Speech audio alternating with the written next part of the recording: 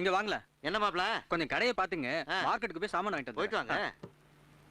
அடேங்கப்பா, தங்கச்சி மாப்ள கடையை நல்லா தான் வச்சிருக்கேன். இன்னைக்கு ஒரே நாள்ல வியாபாரத்தை கத்துக்கிட்டு போய் நம்ம ஊர்ல தெருப்பூரா 4 மளிகை கடையை வச்சு விட்ட வேண்டியதான்.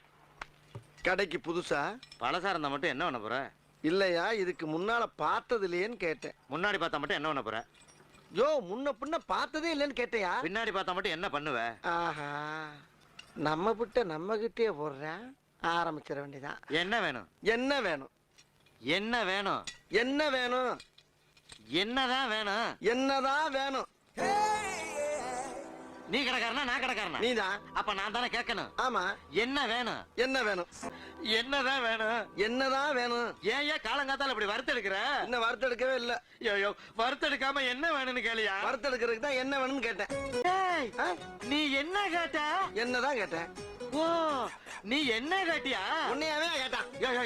ஏயா குழப்பற? நீ இந்த எண்ணெய் தானே கேட்ட? அப்புறம் என்ன முதல்ல சொல்ல வேண்டியா? வந்த உடனே ஏதோ இட இடமா பேசிட்டா அதுக்கு இப்படி ஐயா பம்படிக்கிறது?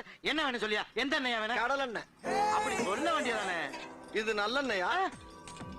நீ முதல்ல கடல் எண்ணெய் தானே கேட்ட? ஆமா. அப்புறம் என்ன? இல்ல நல்லெண்ணெயான்னு கேட்டேன்.